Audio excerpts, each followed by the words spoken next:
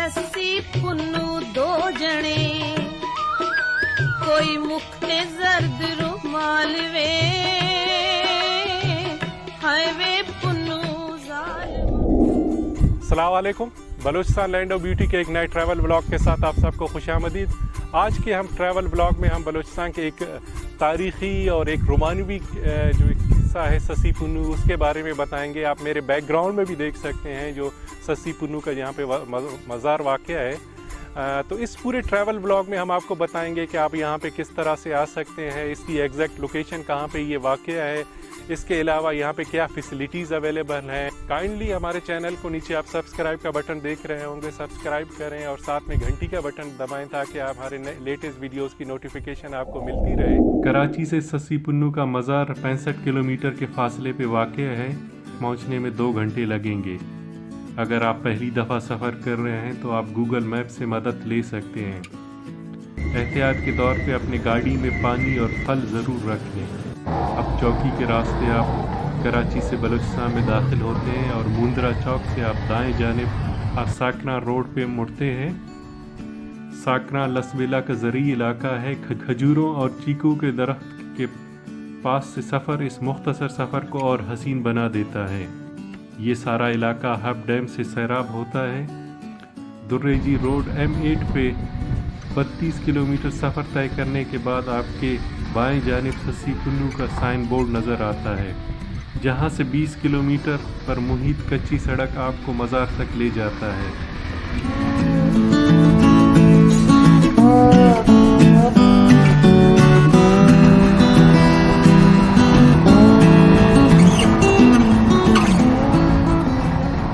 अगर आप चाय का शौकीन है तो यहाँ पे सड़क के किनारे मौजूद ढाबे नुमा होटलों पे आपको ताज़ा बकरी या गाय का दूध पत्ती चाय मिल जाएगा।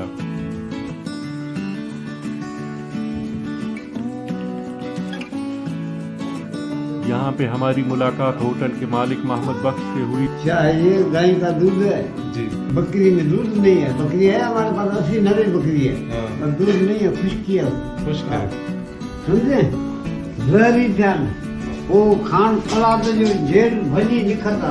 तो ये अभी हम लोग की चाय तैयार है। गरम चाय के साथ मोहम्मद बख्श से यहाँ के कबाइल के बारे में नया सीखने को मिला। निकली जाए ना फिर बंदी जाओगे। बंदी जाओ।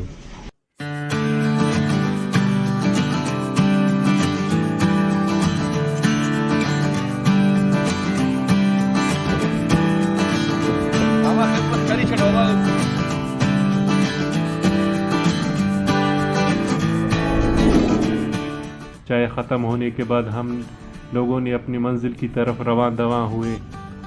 थोड़ी देर के बाद पहाड़ी सिलसिला शुरू हुआ जो इंतहाई खूबसूरत मंजर पेश कर रहा था। ये रास्ता किसी ज़माने में सिंध और बलूचिस्तान को मिलाने वाली अहम शाहराह था।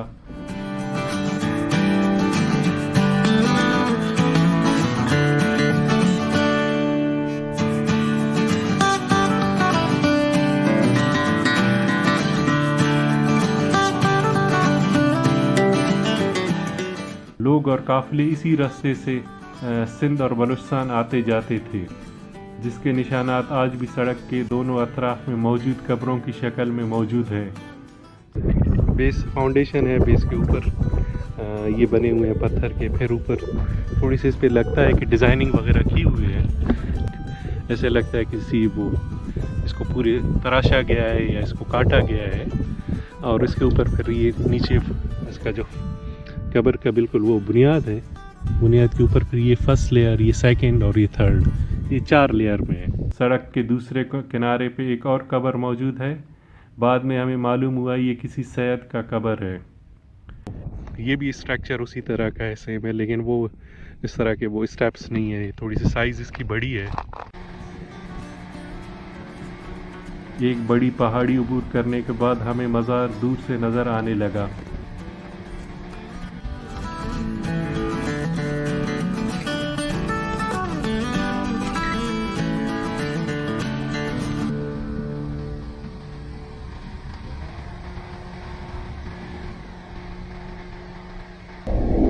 सस्सी भंबोर मौजूदा सिंध के राजा की बेटी थी।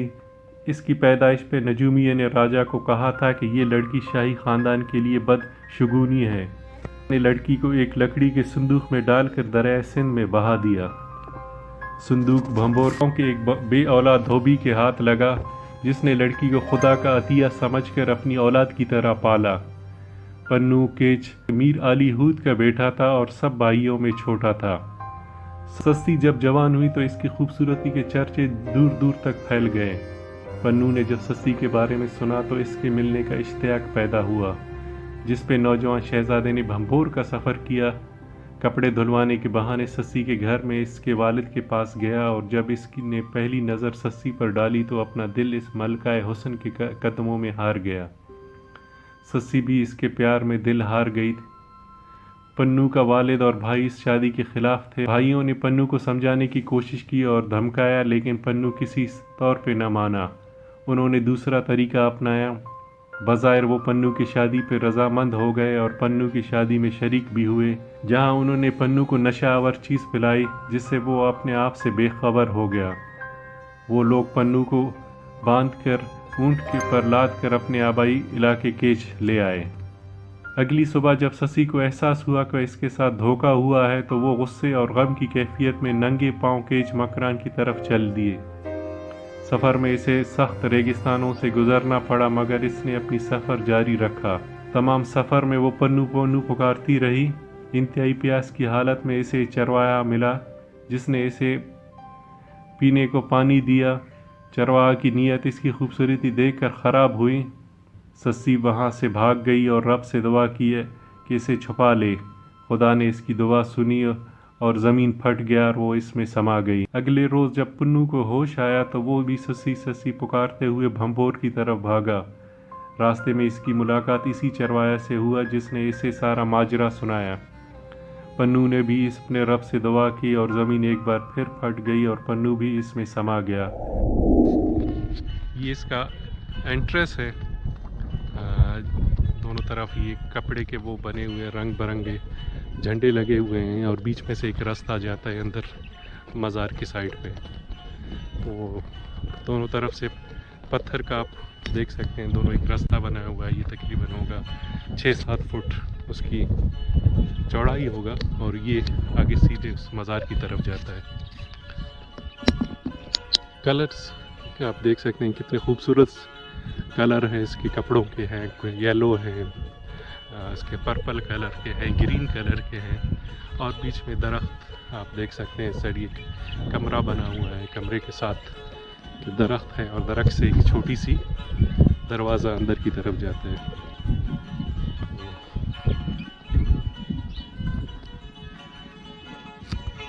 कुछ यहाँ पे इंस्ट्रक्शन लिखा हुआ है कि तमाम अकीदतमंदों से गुजारिश है कि बराए मेहरबानी दरगाह के हदूद में नशा करना सख्त मना है।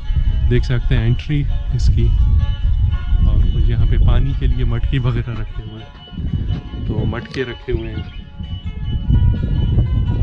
ये बड़े साइज़ के मटके हैं और ऊपर से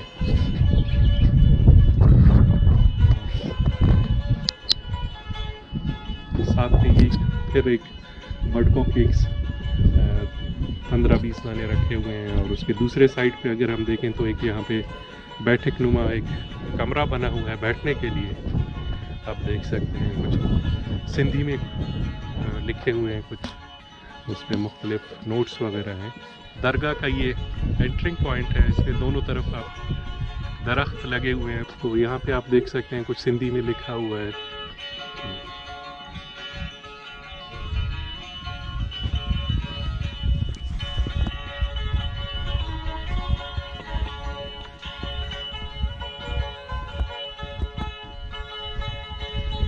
अभी हम जाएंगे उस दरगाह के अंदर, उसके बाद आपको इसके यहाँ पे सराउंडिंग है, होटल्स वगैरह है, उसकी आपको व्यू दिखाएंगे।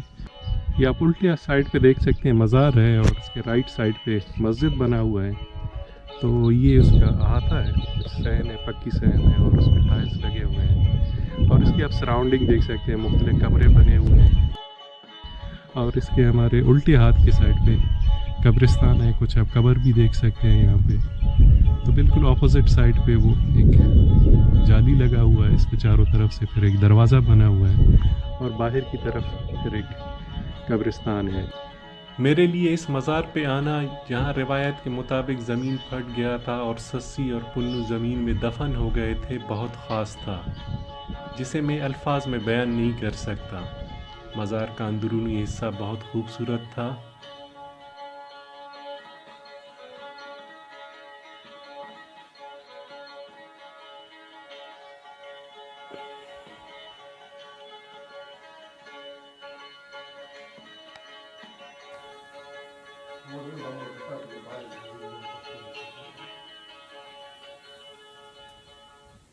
आज भी मोहब्बत करने वाले इस मज़ार पे हाज़िरी देकर अपनी मोहब्बत के अमर होने की दुआ करते हैं।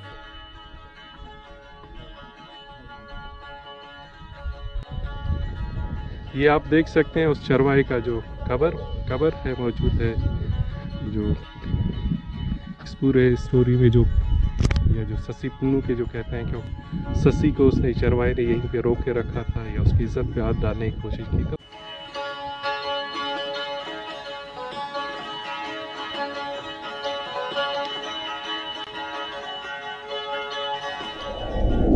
सिंधना भी बास अंते रसा नना बलोची या लसबेलाना को सकाफत के अष्ट नत नंतो विदारत हो को जीजा सस्वीना। तो ये अभी आप देख सकते हैं पत्थर पे एक पाँव का निशानात हैं। तो साईं अब्दुर्रहमान से पूछते हैं कि इसकी है क्या तारीखी हवाला क्या है और ये किसके पाँव के निशान हैं? सर ये हैं मससुई के, ये पहाड़ के ऊपर और भी सारे निशानात मौजूद हैं, ये जगह के, घुटनों के और कमर के, ये सर के। ये इस पत्थर को फिर एक कोई अकीदतमंद यहाँ से ले गया था शदादपुर, फिर 12 साल वहाँ पे था। फिर हमने और जैसे रहमान गुलपालारी या गुलशन कलमदी, फिर इन लोगों ने उसके कहा, फिर वहीं से हमने लाया। अभी इसीलिए हमने यहाँ बैठक के अंदर रखा हुआ। वैसे ये पहाड़ों के ऊपर और भी निशानात मौजूद है। हाँ अल्हम्दुलिल्लाह, यहाँ वाशरूम का भी इंतज़ाम है और ये कि राइश के लिए फिर बिस्तरा वगैरह सब हमारे पास है। अगर ऐसी फैमिली है तो उसके लिए पर्दे का भी इंतज़ाम है। और इसके अलावा सवारी जो है ये खेखड़ा नमूने की गाड़ियां हैं, जो डाच नमूने की। ये एक हब से चलता है और एक विंदर से। ये जैसे 2 बजे वहाँ से निकलता है तो 4 बजे यहाँ पहुँच जाता है। और हब से ये है तकरीबन 45 किलोमीटर और विंदर से है 30 किलोमीटर। बाकी कोई रास्ते में ऐसा बिल्कुल कोई ख़तरा या हो कोई नहीं, बिल्कुल अमन है। और इंशाल्लाह कोई यहाँ के इलाके के अगर सिपाही भी किसी से कोई मुसाफिर से 10 रुपये ले, वो भी हमसे बात करे, इंशाल्लाह कोई तकलीफ़ नहीं होती है रास्ते में। बाकी लोग ज़्यादातर जो आते हैं ऐसे कि वो अपना लाकर अपनी मर्ज़ी का पकाते। अगर किसी के साथ नहीं है लंगर का इंतज़ाम तो हम दरगाह की तरफ से कितने भी बंदे हो उनको खिला लेते हैं इंशाल्लाह। और यहाँ बिल्कुल अगर 5-7 रातें भी रहे कोई उसको तकलीफ़ नहीं होती है। और यहाँ दुनिया से यहाँ लोग आते हैं। यहाँ पे बिल्कुल मज़ार के पास एक होटल है, होटल के पास एक दुकान है जहाँ से आप बेसिक्स चीज़ें वगैरह वो अपने ख़रीद सकते हैं। देख सकते हैं वो होटल है। तो यहाँ पे अगर किसी ने खाने के लिए ऑर्डर दे तो यहाँ पे वो खाना भी बना लेते हैं, चाय वगैरह भी बना लेते हैं। मज़ार पे थोड़ी वक्त गुजारने के बाद जाहिद अलीना में वो चश्मा दिखाने को कहा जहाँ रिवायत के या कहानी के मुताबिक सस्सी को चरवाहा ने पानी पिलाया था। ये आप देख सकते हैं कि इसकी 6 फुट होगा, इसकी डेप्थ होगा, लेकिन उसमें पानी तकरीबन 6 इंच 7 इंच भरा हुआ है। ये आप सामने देख सकते हैं पहाड़। हम लोग अभी इसके ऊपर चढ़ रहे हैं और वहाँ पे एक पहाड़ी पे मौजूद पत्थर को सस्सी के कटोरे से मंसूब किया जाता है। आप बाकी जो पत्थर है उसमें से आवाज़ नहीं आ रहा है, ये सिर्फ दरमियान वाला है, उसमें से वो आपको पीतल की आवाज़ आती है सिर्फ। मैं ये कहना चाहूँगा कि ये जो हमारा सस्सी पुन्नू का मज़ार है एक बहुत हिस्टोरिकल जगह है। तो ये हमारे कराची से बहुत नज़दीक है। जो दोस्त यहाँ आना चाहते हैं या आना चाहेंगे तो इनके लिए बड़ी आसानी है कि वो साकुरान वाला रास्ता लेकर साकुरान से थोड़ा सा आगे 20 किलोमीटर के फासले पर ये मज़ार वाक़या है। तो बहुत पीसफुल जगह है और यहाँ पे रहन सहन के लिए और रिहाइश के लिए सहूलियत भी मौजूद है। तो लोग अगर आना चाहते हैं तो एक सैर तफरी भी होगी, आउटिंग भी होगी और साथ साथ एक नई जो है ना आगाही भी उनको मिल जाएगी।